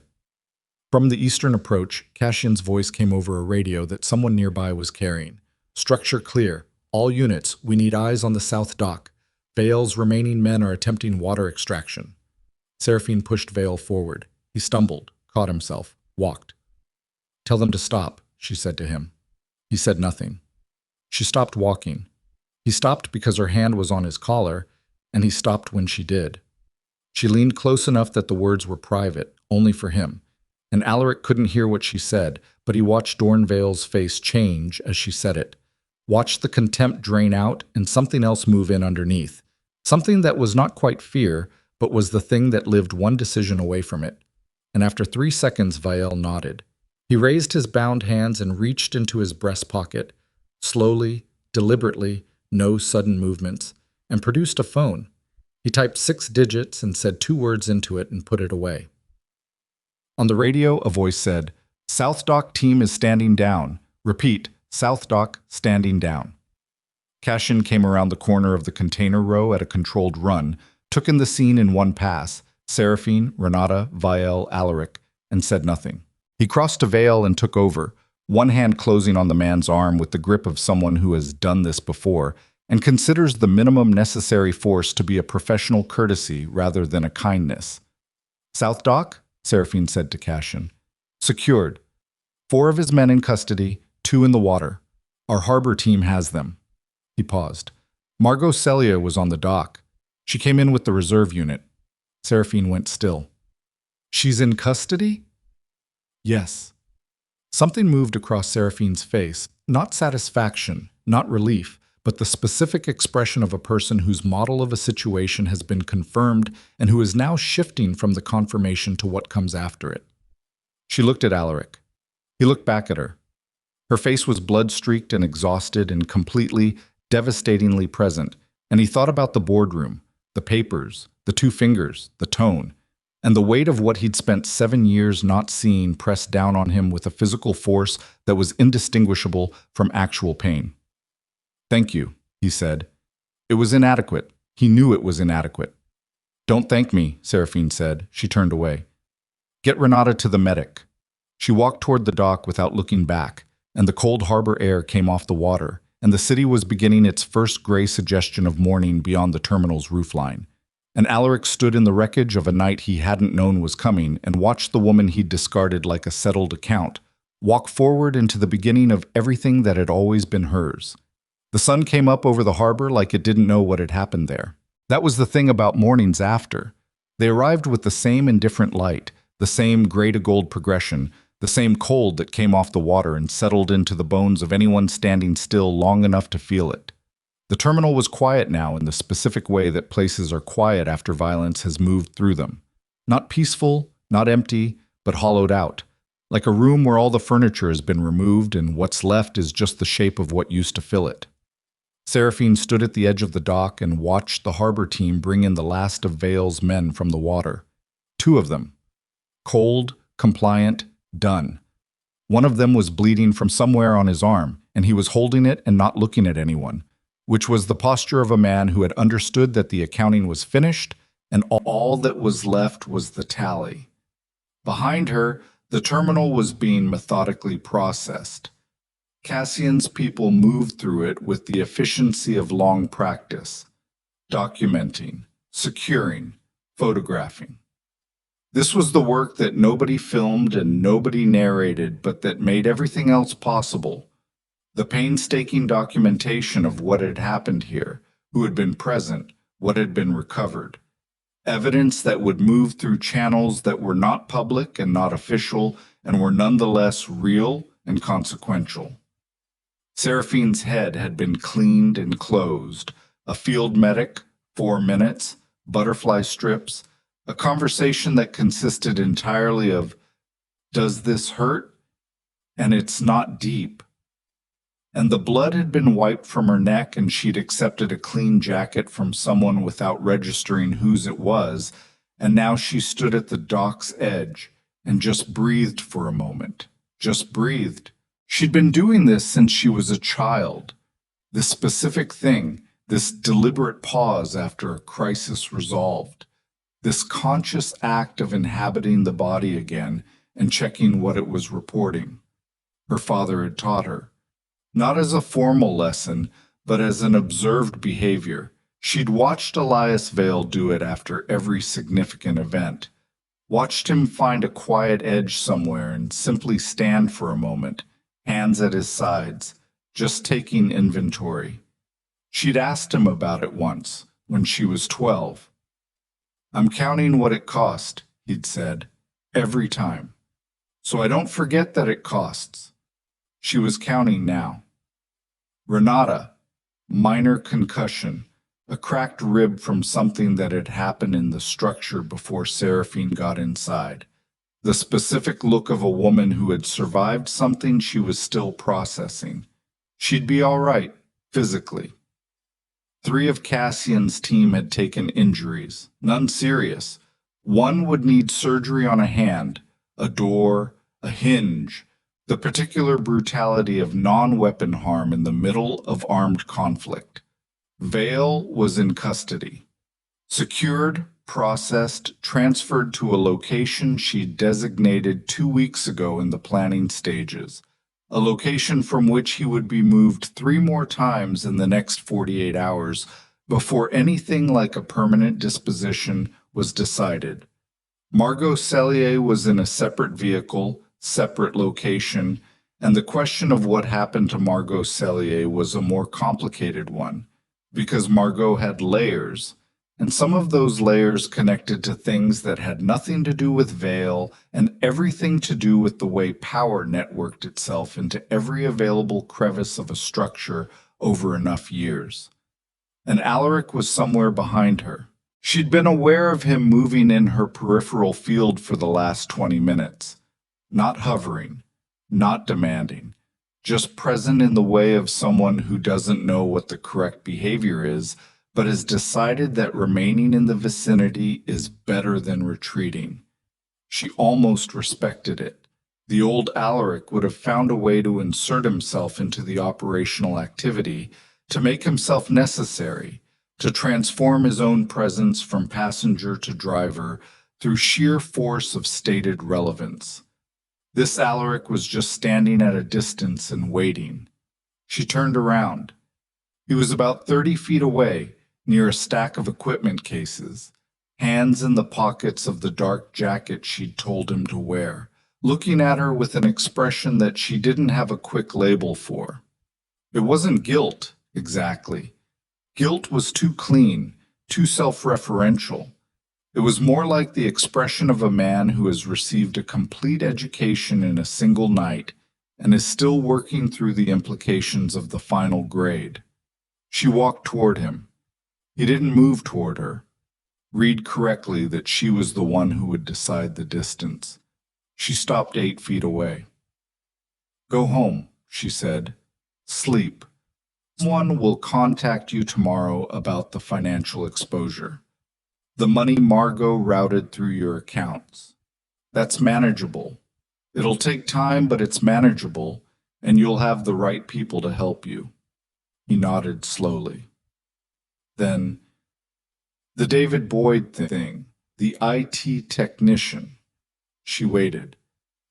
"Was that yours?" he said. "Did you put someone inside my company?" She looked at him steadily. Boyd worked for a security firm that does occasional contract work for the syndicate. He was placed 18 months ago when we identified Margot as a concern. He wasn't there to harm your company. I was there to monitor the damage she was doing. Alaric absorbed that. His jaw moved slightly. Not speaking, just processing. "So you had someone inside my operation." "I had someone watching a threat to your operation," she said. "There's a difference." "From where I'm standing." "From where you're standing," she said. "You should be asking yourself why. When I identified a serious security threat to your business 14 months before it would have destroyed you, my first instinct was to manage it quietly rather than walk away from it." A pause. "We were married. I handled it the way I handled everything, without making you responsible for something you didn't have the tools to address." The words landed and settled, and she watched him carry them, watched the weight of them register across his face in a progression that moved from argument to defense to something that had no name but was the honest one. "I'm sorry," he said. She'd expected this, had been preparing somewhere in the operational part of her brain, for how to receive it without either dismissing it or doing something with it that neither of them was in a position to do. An apology from Alaric Vaughn was not a small thing. She knew that, knew the specific architecture of his pride and how much demolition it required to clear enough space for two words like those to stand in. But it was also not, at this juncture, the thing that resolved anything. "I know," she said. "That's it?" he said, and the rawness in it was real. "What would you like me to say?" He looked at the dock, the water, back at her. "I'd like you to, He stopped, started again. "I spent 7 years not seeing you. I don't know how that's possible, and I don't know what it says about me, and I'm not asking you to forgive it. I'm saying it out loud because I think it needs to be said out loud." "It does," she agreed. "And after that?" "After that," Seraphine said, "you rebuild your company honestly, without Margot's infrastructure, and you find out what you're actually capable of when you're not being managed by someone with a different agenda. That's not a small thing. It might even be interesting." She looked at him with the direct, calibrated attention that had always been hers, and that he'd spent 7 years mistaking for blankness. "You're not a bad man, Alaric. You're a man who made bad habits comfortable. That's different, and it's fixable if you actually want to fix it." He was quiet for a moment. Then, "Will I see you again?" "Probably," she said. "The world is not that large." It was not what he'd asked, and they both knew it, but it was all she had that was honest. And honest was the only currency she was willing to spend at 4:30 in the morning on a dock in November with dried blood under her ear and 7 years of quietly held things finally laid down. She turned and walked back toward the terminal. She did not look back. And Alaric Vaughn stood at the edge of the harbor in the first thin light and understood completely and without any remaining self-protection that he was watching the greatest failure of his life walk away from him under its own power, and that the failure was not her leaving. The failure was everything that had made her leaving inevitable, every hour and every dismissal and every door he'd closed to the actual person while keeping the furniture polished and the surface intact. He stood there until the car came to collect him. He didn't ask where Seraphine was going. He already knew she was going forward. Margot Sellier told everything in 4 hours. Not because of dramatic pressure, not because of a room and a single lamp, and a man with cold eyes asking hard questions, though there was something adjacent to that, a space and a person and a quality of attention that made evasion feel structurally impractical.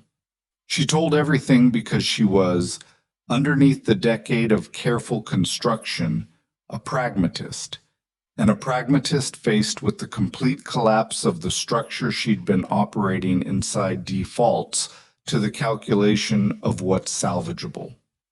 The answer, in her case, was very little. She laid out the veil arrangement in its entirety. The initial contact, 18 months ago, through a financial intermediary she'd used for legitimate work, who had turned out to be running a parallel service. The money. The instruction to position herself as Alaric's closest advisor and to use that position to erode his marriage systematically. The specific language she'd been coached to use. Not commands, not ultimatums, but the careful drip-fed cultivation of a narrative. She's holding you back. She doesn't fit this world. You've outgrown what you built together. She'd been paid well. She'd also, she admitted with a flatness that was its own kind of damning, believed parts of it. Not the veil agenda specifically. She hadn't known the full scope of what he intended. But the basic proposition that Alaric's marriage was a liability to his growth had been a thing she'd believed independently, and that had made the contract feel like alignment rather than betrayal. That was the part that stayed in the room after she'd been moved along. The particular horror of a betrayal committed by someone who had partially convinced themselves it was a favor. Seraphine read the full transcript at 6 in the morning at the East Side apartment, sitting at the desk with coffee she'd made herself. In clean clothes, the wound on her head covered by a proper bandage now, the jacket that wasn't hers folded on the chair. She read it once all the way through. Then she sat for a while and thought about Margot Cellier. Not with anger, not with satisfaction, but with the particular exhausted clarity that comes after a long crisis, when there's no longer enough fuel left for anything except what's actually true. Margot had spent 10 years being indispensable to a man who didn't look closely at the people around him. She'd built her entire architecture of influence on that foundation. And when an external party had offered to use that architecture for a larger purpose, she'd said yes, because the alternative was to acknowledge that the architecture had always been the point, and that she'd been building it in someone else's house. Seraphine understood the trap of that more than she wanted to. She closed the transcript. She picked up the phone and called the number for the syndicate's legal division, not the public-facing corporate legal team, but the actual legal operation, the one her father had built to handle exactly the kind of multi-jurisdictional, multi-entity unwinding that the Vale situation was going to require, and spoke for 40 minutes about timelines, documentation, protective filings, and the specific sequencing of events that would need to happen in the next 72 hours to ensure that what had occurred at the terminal could be addressed through the right channels without creating exposure for people who deserved protection. It was complicated work. She'd been trained for it since she was old enough to understand what the word consequence meant. When she finished the call, she sat quietly for a moment. Cassian knocked twice and came in. He looked the way he always looked after a long operation. Not precisely tired, because he'd learned to sleep in increments and was running on the last of a relatively recent one, but wrung out in the specific way of someone who has been operating at the outer edge of their margin for an extended period and is now, gently and without drama, approaching the limit. He sat in the chair across from the desk, the one with her borrowed jacket on it. He moved the jacket to his lap without thinking about it, and sat with it there. And that small unconscious act, the familiar, unperformed ease of it, made Seraphine's chest do something brief and complicated. "Vale's lawyers will make contact by noon," he said. "Let them. The Cyprus firm is going to try to claim the personnel as contractors. Let them try. We have the personnel files, the transfer records, and 2 of the men have already agreed to full statements in exchange for limited exposure." She looked at him. "It's going to hold, Cassian." He nodded. Not relieved exactly. He didn't do relief, never had, but settling, the way a structure settles when the last load-bearing element is confirmed solid. A silence. Not uncomfortable. Never uncomfortable with him. That had always been the thing, the specific quality of his presence that was not demanding and not absent, but simply there, solid and without agenda. And she had spent a long time deciding what to call that, and had eventually decided that calling it anything was the wrong approach, that some things were what they were, and naming them only made them smaller. "Parker is going to want terms," Cassian said. "I know. Give him a meeting in 2 weeks, not before. Let him sit with what he chose and understand that the meeting is a privilege of having chosen correctly, not a right. And Renata? She stays as long as she wants to. She earned it. Seraphine set her coffee down. The senior council meeting is Friday. You're not going to delay it. Why would I delay it? Cassian looked at her steadily. You were in a firefight 6 hours ago. You have a head wound. You've been awake for, Cassian, at least 30 hours. Cassian. He stopped. If I walk into that council meeting on Friday looking like I spent Thursday recovering from Wednesday, she said, then the message I send is that Wednesday was difficult. I'd prefer to send a different message. He looked at her for a long moment. What message? That Wednesday was Tuesday to me, she said. That I've been ready for this since before I left, and that the only thing that changed is that I've now confirmed I was right to come back. He held her gaze for another moment. Then, slowly, the corners of his mouth moved. Not quite a smile. Cassian Draven did not exactly smile, but the suggestion of something that in another man would have been one. Your father, he said, would have loved to have seen tonight. She felt it somewhere deep and didn't let it show on the surface, but she felt it. He designed most of it, she said, the contingency protocols, the captain structure, the documentation framework. He built all of that 15 years ago for exactly this kind of succession challenge. She paused. I just read the manual. You wrote 3 chapters of it yourself, Cassian said. The harbor access routing, the financial intercept protocol, those were yours. She didn't argue. Go sleep, she said. You have 4 hours before the morning briefing. So do you. I'll sleep when the briefing is done. He stood, picked up the jacket, her borrowed jacket, and held it out to her. She took it. At the door he stopped, didn't turn around. What he said, Cassian said. On the dock, Vaughn. She waited. Did it? He stopped, assembled the words more carefully. Are you all right? It was not a question about the head wound.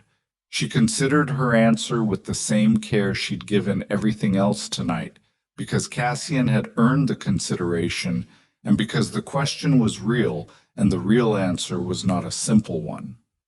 Not yet, she said. The same thing she'd told him on the phone the morning after the courthouse. A different context now, a different meaning, but the same honest core of it. He nodded, once. Give it time, he said, and left.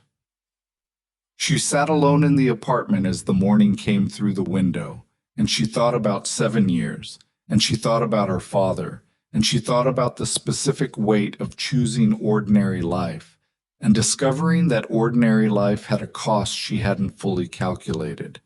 Not because it was wrong to want it, not because she'd been naive to try, but because the person she'd tried to build it with had never been looking at the right things. She wasn't angry about it anymore. She wasn't sure when that had happened, but it had. 3 weeks later, Alaric Vaughn sold the penthouse. Not because he had to. The financial exposure for Margot's activities had been significant but not terminal, and the people Seraphine had sent him were as good as advertised, and the unwinding was going to take 18 months, but it was going to hold. He sold it because he woke up one morning and stood at those floor-to-ceiling windows and understood that he'd bought this place to prove something to an audience that had never been paying attention, and that the proving was done, and that what was left was a very large apartment in which a man could rattle around indefinitely without ever getting to the question of what he actually wanted from his remaining years. He moved to a 2-bedroom in a building that didn't have a doorman.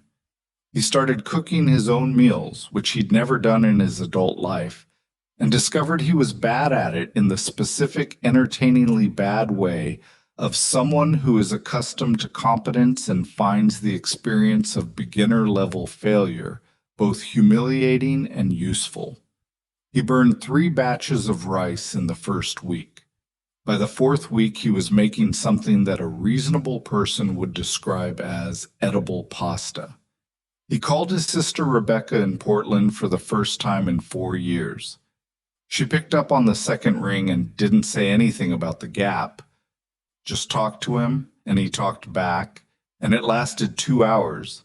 And he drove to Portland the following weekend and sat at her kitchen table and watched his niece and nephew argue about a board game and felt something ease in him that he hadn't known was clenched.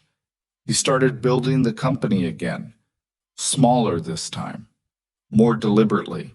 He let Marcus Webb run more of it than he used to, which Marcus handled with the confidence of someone who'd been ready for more responsibility for years and had simply been waiting for the atmosphere to allow it. They had difficult conversations, more than they'd ever had before. Alaric stopped performing certainty he didn't have, and found, to his surprise, that the people around him responded to that with more actual investment rather than less. He thought about Seraphine every day, not with the obsessive, corrosive quality that thought could take on if you let it, not with the loop of what if, and I should have, that could hollow a person out over a long enough period. He thought about her the way you think about something that taught you something expensive and real, with a kind of continuous low-level acknowledgement that was neither grief nor relief, but something more permanent than either. He did not call her. He understood, somewhere below the level of deliberate thought, that calling her would be another way of making himself the protagonist of her story, and she'd earned the right to be the protagonist of her own without his narration. But he thought about her every day. The Vale Syndicate Council meeting on Friday had lasted 6 hours. What came out of it was not a dramatic confrontation, not a power struggle, not the cinematic moment of an heir claiming a throne against resistance. What came out of it was, in its own way, more significant and more difficult. A set of agreements, carefully negotiated over 6 hours of difficult conversation, in which Seraphine laid out the direction she intended to take the organization and invited the council to either support it or tell her why they couldn't, and then actually listen to what they said. 3 of the 8 council members had concerns that were substantive. She addressed them, changed 2 elements of her initial proposal based on arguments that were better than hers, held firm on 3 others with reasoning she put on the table rather than behind authority. By the end of the 6 hours, they weren't in complete alignment. Complete alignment would have been suspicious, would have meant the council was performing rather than engaging. But they had a working framework, and they had something rarer and more valuable, which was a mutual understanding that the person at the head of this organization was going to be honest about what she knew and what she didn't. Elias Vale had run the syndicate on a combination of vision and controlled information. People knew what he wanted them to know, no more. He'd been brilliant at it, and it had worked, and it had also, over 30 years, created a culture in which the people around him were always reading the gaps between what he said and what he held back. Seraphine was not going to do it that way. She was going to do it harder, and more honestly, and with less protection, and that was going to cost her things. Her father's method would not have. She was clear-eyed about that. Transparency at the top of a complex organization created vulnerabilities. She was choosing them deliberately, in the calculation that the vulnerabilities were smaller than the cost of the alternative. It was the first major decision she'd made as the actual head of the syndicate. She'd made it herself, without asking anyone, and she'd slept well afterward.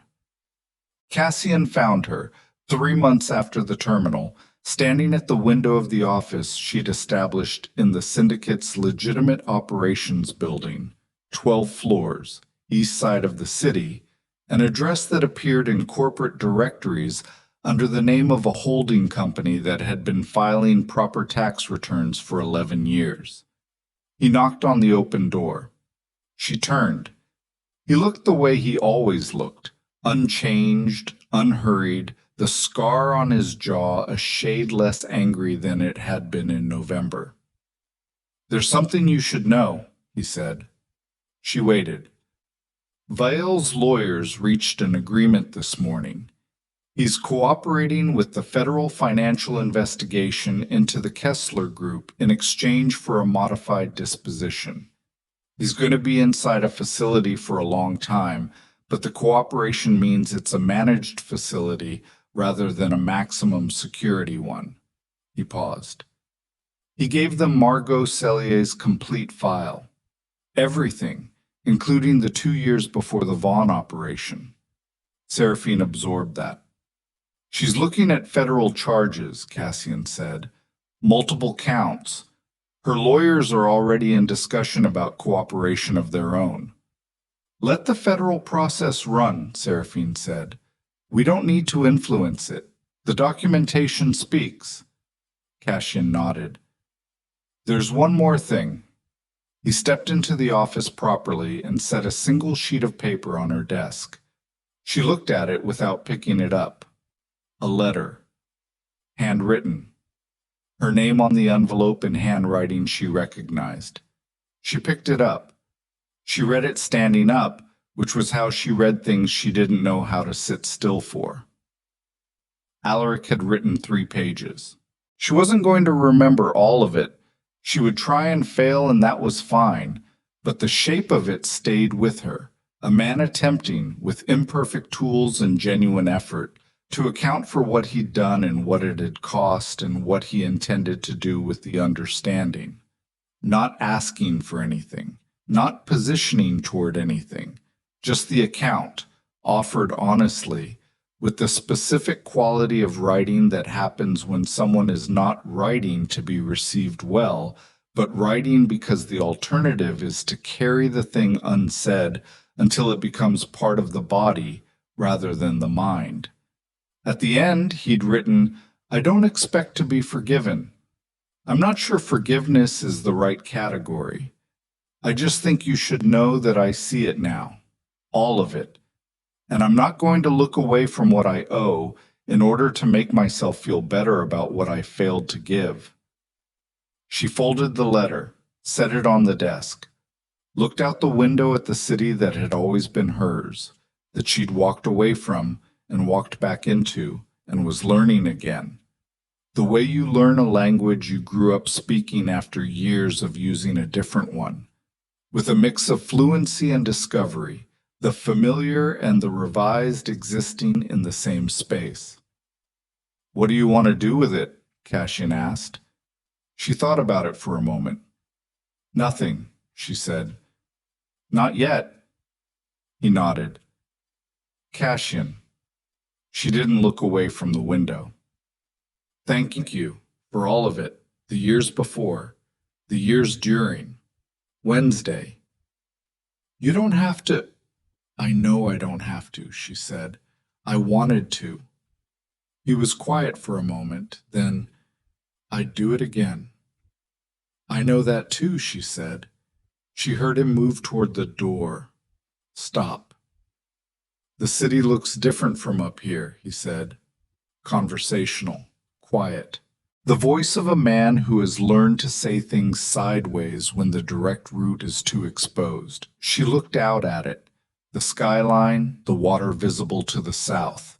The particular texture of a city seen from 12 floors up in late winter light, gray and silver and alive with its own continuous, enormous life. "It looks like mine," she said. And it did. Not because she'd claimed it through force, though force had been part of it. Not because she'd inherited it, though the inheritance was real. It looked like hers because she'd paid for it in the only currency that ever actually transferred ownership of anything. In years, in choices, in the willingness to see clearly when seeing clearly was the most difficult available option, and to keep looking anyway. Cashin left. She stood at the window alone in the good, heavy silence of a morning that belonged entirely to her, and thought about nothing for a while, which was the rarest and most expensive luxury she had ever known.